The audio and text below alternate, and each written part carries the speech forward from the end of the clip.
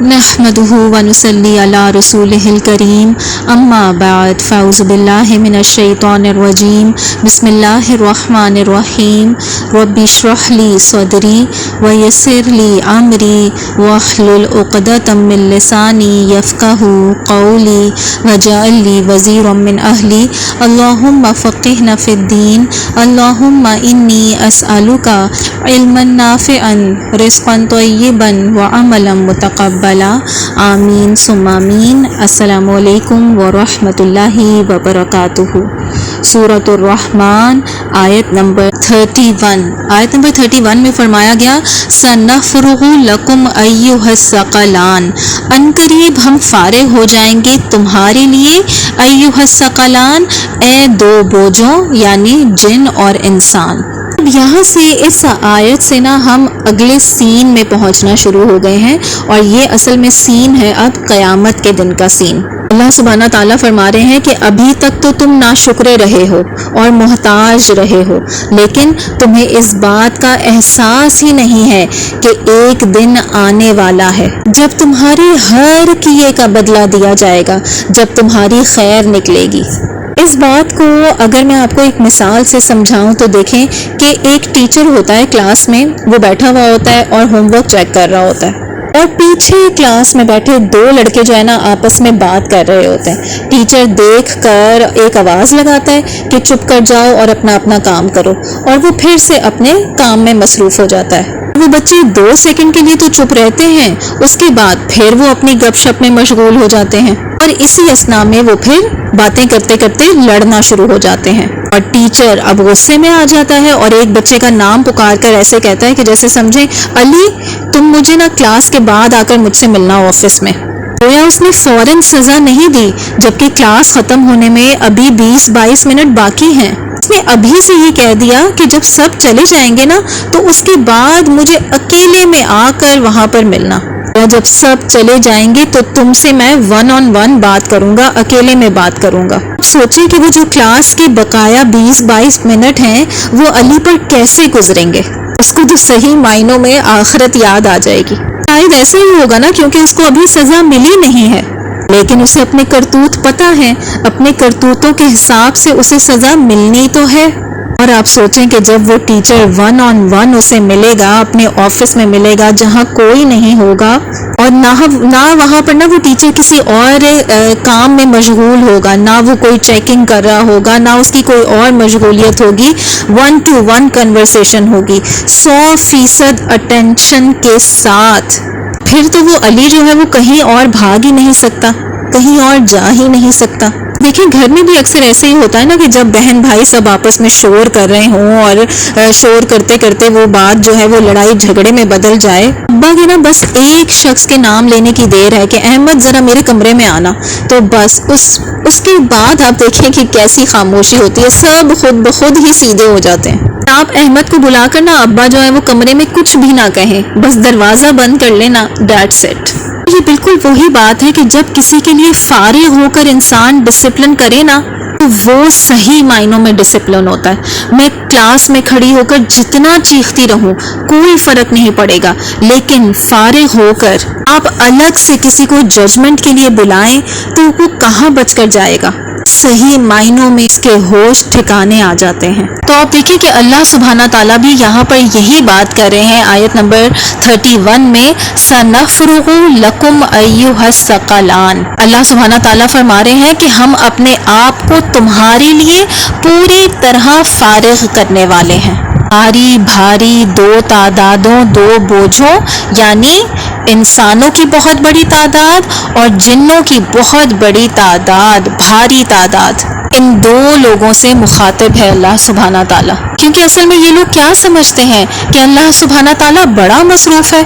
अल्लाह ताला ने तो समंदर को भी कंट्रोल करना है, आसमानों को भी देखना है, सितारों को भी देखना है, चांद सूरज के प्लैनेट्स के आने जाने के सिलसिलों को भी देखना है। अल्लाह सुब्हाना ताला ने तो क्या क्या चीज़ें संभाली हुई हैं। वो अपनी मैनेजमेंट में बहुत बिजी है। मैं थोड़ा अगर इधर उधर हो भी जाऊंगा तो उससे उसको क्या फिक्र, उसको क्या फ़र्क पड़ेगा। वो अपने कामों में मसरूफ़ है, उसको मुझसे क्या लेना देना। वो मेरे इन छोटे छोटे गुनाहों के पीछे थोड़ी आएगा। کو تو اور بڑے بڑے کام ہیں. تو اللہ سبحانہ تعالیٰ اس سوچ پر بیسیکلی کہہ رہے ہیں بچوں تمہارے لیے تو میں فارغ ہونے والا ہوں. تمام جو کام تھے نا آسمانوں اور زمین کی حفاظت کے، تمام اشیاء کو رزق پہنچانے کے، وہ کام تو اب ختم ہونے والے ہیں. تو کچھ کرنے کو نہیں رہا. اب تمہارے بہانے کہاں جائیں گے؟ اب تو بس صرف تم ہی رہ گئے ہو. سنفرغ لکم، ان قریب ہم فارغ ہو جائیں گے لکم تمہارے لیے. یعنی قیامت کے دن جب قریب وہ آ رہا ہے تو اللہ سبحانہ تعالیٰ کہہ رہے ہیں کہ اب تو میں صرف اپنے آپ کو فارغ کرنے والا ہوں تمہارے لیے. ایھا الثقلان، اصل میں یہاں جو دھمکی دی جا رہی ہے نا اللہ سبحانہ تعالیٰ نے بڑے زبردست انداز میں دھمکی دی ہے. اب بتاؤ، اب جب تمام انسانیت، تمام جن کھڑے ہوں گے اللہ سبحانہ تعالیٰ کے سامنے اور سوال پوچھا جائے گا فَبِأَيِّ آلَاءِ رَبِّكُمَا تُكَذِّبَانِ، کہ اب کون سی قدرتوں کا انکار ہے؟ تم دونوں اب میری کون کون سی قدرتوں کو جھٹلاؤ گے؟ دیکھیں کہ مزاج بدلے گا کہ نہیں. اب جب یہاں کھڑے ہو تو بتاؤ اندازہ ہے کہ کیسی قدرت ہے میری، کیسی طاقت ہے میری، اب بھی انکار کرتے ہو. الیس ھذا بالحق، قرآن میں تنزیہ سوال ہے کہ یہ واقعی ہو رہا ہے کہ نہیں. لوگوں سے پوچھو یہ واقعی ہو رہا ہے نا؟ تم جو کہتے تھے کہ یہ ہونا ہے کہ نہیں ہونا.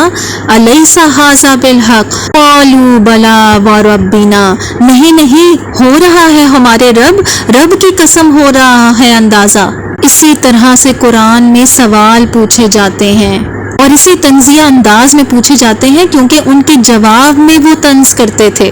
تو خدا آخرت میں طنز کر رہا ہے. اس طرح تم بات کرتے تھے نا. اب بتاؤ ذرا، ہم نے بارہا پڑھا ہے نا کہ وہ لوگ یہی کہتے تھے کہ ٹھیک ہے کوئی بات نہیں، اگر خدا کے پاس چلے بھی گئے تو کیا ہوگا؟ تو جن بتوں کو ہم چڑھاوے چڑھاتے تھے وہ آ جائیں گے ہماری مدد کے لیے. وہ آ کر اللہ سے ہماری سفارش کریں گے، کہہ دیں گے کہ ان پر ذرا ہاتھ ہلکا رکھیں. وہ آ کر کہیں گے کہ اللہ ایک سیکنڈ یہ تو اب میرے ساتھ تھے، یہ مجھے پوچھتے تھے. تو اس دن اللہ سبحانہ تعالیٰ کہے گا کہ یہ جو تم نے میرے ساتھ شریک رکھے ہوئے تھے اب وہ کہاں ہیں؟ تمہیں تو بڑا گمان تھا، تمہیں بڑا کانفیڈنس تھا ان پر، اب تو وہ کہیں نظر ہی نہیں آ رہے. کدھر گئے وہ تمہارے جن پر تم چڑھاوے چڑھاتے تھے، جن پر تمہیں بڑی امیدیں تھیں؟ تو یہی بات یہاں پر سمجھائی جا رہی ہے سنفرغ لکم ایھا الثقلان میں. تو آپ دیکھیں کہ ثقلان یعنی قیامت کے دن کا یہاں پر پہلا سین واضح کیا جا رہا ہے اور پھر اس سے آگے پروگریشن ہو رہی ہے اور کہا جا رہا ہے آیت نمبر 33 میں یا معاشر الجن والانس. معاش اصل میں کہتے ہیں بڑے ہجوم کو. اے ہجوم جو جنوں اور انسانوں دونوں پر مشتمل ہے. ان استطاعتم، اگر تم استطاعت رکھتے ہو، اگر تم میں یہ صلاحیت ہے ان تنفذوا من اقطار السماوات والارض فانفذوا، کہ تم نکل جاؤ کناروں سے آسمانوں اور زمین کے.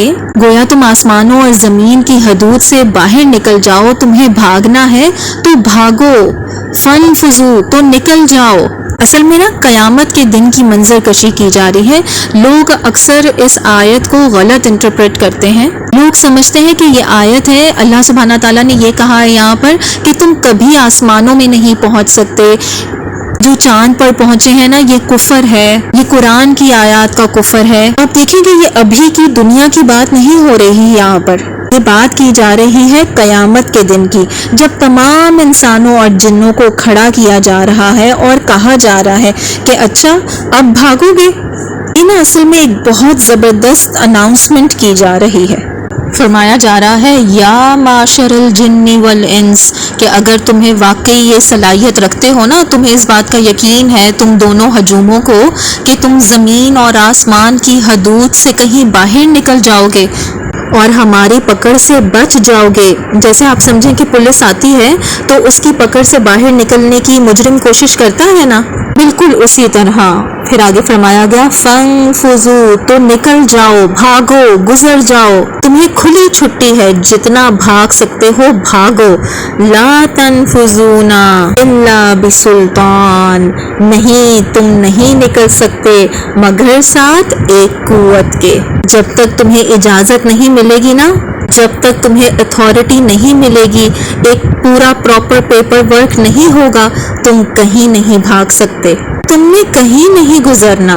لیکن اپنی کوشش تم پوری کر لو، اپنی کسر نکال لو، کر لو کوشش۔ جیسے فلموں میں اکثر دیکھا ہوگا آپ نے کہ مجرم پولیس سے بھاگنے کے لیے کبھی فینس کے اوپر چڑھتا ہے تو کبھی چھلانگے لگا کر گاڑیوں پر سے چھلانگے مار کر گزرتا ہے، کبھی دیواروں کے اوپر سے چڑھتا ہے، کبھی سیڑھیاں پھلانگ کر کہیں چلا جاتا ہے، اور پولیس اس کے پیچھے لگی ہوئی ہے کہ رک جاؤ، سٹاپ، سرنڈر کر دو، لیکن وہ رکتا ہی نہیں ہے۔ اور آپ بتائیں کہ کبھی ایسا سین دیکھا ہے کہ پولیس والا جو ہے وہ بھاگ ہی نہ رہا ہو، اور مجرم جو ہے وہ بھاگ رہا ہے اور پولیس والا وہیں پہ کھڑا ہوا ہے، اور الٹا اسے کہے کہ تیز بھاگو، تھوڑی اور طاقت لگاؤ، یہ کیا کر رہے ہو؟ پولیس سے بھاگ رہے ہو یا جاگنگ کر رہے ہو؟ تھوڑی اور انرجی دکھاؤ۔ پولیس والا ایسے کیوں کہے گا بھلا؟ وہ تبھی ایسے کہہ سکتا ہے نا جب اس کو پورا یقین ہو کہ مجرم اب پورے گھیرے میں ہے۔ اس لیے جتنا بھاگنا چاہتے ہو بھاگ لو، اپنی کوشش پوری کر لو، پر پولیس والے کو تو یقین ہے اس بات کا کہ وہ اب گھیرے میں آ چکا ہے، اور جتنا بھی بھاگ لے کہیں بھاگ کر نہیں نکل سکتا۔ یہی چیز سیم یہاں کہی جا رہی ہے کہ تم جتنا بھاگنا چاہتے ہو بھاگ لو، نکل جاؤ۔ طنزیہ انداز میں کہا جا رہا ہے یہ اللہ تعالیٰ کا طنز ہی تو ہے۔ اللہ سبحانہ تعالیٰ نے کہا میں فارغ ہونے والا ہوں، اور فارغ ہونے لگے تو مجرم پکڑے جانے لگے، اور پھر کیا ہوا؟ مجرم جو ہے وہ بھاگنے لگے، بھاگنے کی کوشش کرنے لگے۔ اسی لیے آپ دیکھیں کہ آگے جا کے آیات میں کیا لفظ آئے گا؟ یعرف المجرمون بسیماہم، مجرم کا لفظ آئے گا، جرم کرنے والے کا، کیونکہ مجرم ہی تو جرم کر کے بھاگتا ہے، جرم کرنے والا ہی اپنے جرم کو چھپانے کے لیے یا اپنے جرم کی سزا سے بچنے کے لیے بھاگتا ہے۔ تو فرمایا گیا لا تنفذون الا بسلطان، اب تم کہاں جاؤ گے بغیر اتھارٹی کے؟ فبأي آلاء ربكما تكذبان، جب معلوم ہو جائے گا کہ اسکیپ یعنی بھاگنا ممکن نہیں ہے، بھاگنے کی، بچ نکلنے کی کوئی جگہ ہے ہی نہیں، تب اندازہ ہوا کہ کیا قدرت ہے تمہارے رب کی، یا اب بھی اس کی قدرتوں کا، اس کی طاقتوں کا، اس کی نعمتوں کا انکار کرو گے؟ اب بھی ویسے ہی بھاگو گے جیسے پہلے بھاگتے تھے جب قرآن کی آیات تلاوت کی جاتی تھی، جب قرآن تمہیں سنایا جاتا تھا تو بھاگتے تھے نا؟ تو بھاگ لو، ابھی بھی اگر تمہیں انکار ہے تو بھاگو۔ فَبِأَيِّ آلَاءِ رَبِّكُمَا تُكَذِّبَانِ، یہاں پہ نا ایک بڑی لطیف سی بات کی گئی ہے، سورت سے متعلق تو نہیں ہے لیکن اس آیت سے متعلق ہے، اور وہ بھی میں آپ کے سامنے چاہتی ہوں کہ رکھ دوں یہاں پر۔ دو چیلنج ہیں قرآن میں۔ ایک چیلنج ہے یہ کہ اگر انسانیت اور جن جمع ہو جائیں اس قرآن کی مثال بنانے کے لیے تو نہیں بنا سکیں گے، یہاں تک کہ نا وہ ایک دوسرے کے مددگار بھی بن جائیں، ایک دوسرے کے پشت پناہ بھی بن جائیں۔ سورۃ الاسراء میں اس بات کا ذکر ہے، اس چیلنج کا قرآن کے بارے میں، کہ تم اگر دونوں اکٹھے بھی ہو جاؤ نا، یعنی جنوں اور انسانوں سے مخاطب ہو کر کہا جا رہا ہے کہ تم دونوں کو یہ چیلنج دیا گیا ہے، تم دونوں اگر اکٹھے بھی ہو جاؤ تو قرآن جیسی مثال نہیں بنا سکتے۔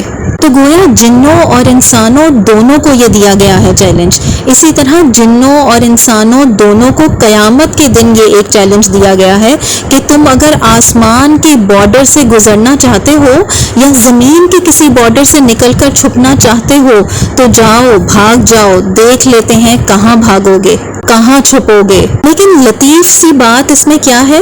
اصل میں اس چیلنج میں پہلے ایک چیلنج میں جو ہے وہ پہلے جن سے خطاب ہوا اور پھر انسان سے خطاب۔ یہاں دیکھیں سورۃ الرحمن میں کہا گیا یا معاشر الجن والانس، یعنی پہلے مخاطب کون ہے؟ جن۔ اسی طرح اگر ہم دیکھیں تو سورۃ الاسراء کی آیت نمبر 88 میں وہاں پر فرمایا گیا کل ان اجتمعت الانس والجن، کہ کہہ دیجئے کہ البتہ اگر جمع ہو جائیں انسان اور جن، الا ان یاتوا بمثل ھذا القرآن لا یاتون بمثلہ ولو کان بعضهم لبعض ظہیرا۔ یہاں پہلے مخاطب کون ہے؟ انسان۔ کہا گیا کہ کہہ دیجئے البتہ اگر جمع ہو جائیں انسان اور جن اس بات پر کہ وہ لے آئیں مانند اس قرآن کے، وہ نہ نہ لا سکیں گے اس کی طرح کی کوئی مثال، اور اگر چاہوں بعض ان کے بعض کے لیے مددگار۔ تو یہاں پر دیکھیں سورۃ الاسراء میں انسان کے بارے میں انسان کی بات پہلے کی گئی ہے اور جن بعد میں آئے ہیں۔ اس ترتیب سے بھی آپ دیکھیں کہ بہت بڑا فرق پڑتا ہے۔ وہ کیا ہے؟ اصل میں آپ دیکھیں کہ بھاگنے کی صلاحیت کس میں زیادہ ہوتی ہے، جن میں یا انسان میں؟ جن میں۔ اس لیے جن کو پہلے مخاطب کر کے کہا گیا کہ چلو دیکھ لو جن کو، بھاگ لے جتنا بھاگنا ہے اس نے۔ اور قرآن اصل میں کلام ہے، اور کلام کی صلاحیت کس میں زیادہ ہے؟ انسان میں۔ اس لیے انسان کو وہاں سورۃ الاسراء میں پہلے کہا گیا کہ انسان ہی بنا لے کلام اس جیسا، قرآن جیسا۔ تو آپ دیکھیں کتنی خوبصورتی سے جہاں جس مخاطب کو زیادہ اہمیت دی گئی وہاں وہ لفظ پہلے آتا ہے اور دوسرا لفظ بعد میں آتا ہے۔ سبحان اللہ۔ آپ دیکھیں کہ یہ قرآن کیسا معجزانہ کلام ہے کہ اس میں الفاظ تک کی ترتیب کا خاص خیال رکھا گیا ہے۔ اللہ سبحانہ تعالیٰ سے دعا ہے کہ وہ ہمیں اس قرآن پر تدبر کرنے کی توفیق عطا فرمائے، اس کے ایک ایک لفظ کو، اس کی ایک ایک ترتیب کو سمجھ کر پڑھنے کی توفیق عطا فرمائے۔ آمین ثم آمین۔ ربنا لا تزغ قلوبنا بعد اذ ہدیتنا وہب لنا من لدنک رحمہ انک انت الوہاب۔ سبحانک اللہم وبحمدک نشہد ان لا الہ الا انت نستغفرک ونتوب الیک۔ سبحان ربک رب العزۃ عما یصفون وسلام علی المرسلین والحمد للہ رب العالمین۔ آمین ثم آمین۔ السلام علیکم ورحمۃ اللہ وبرکاتہ۔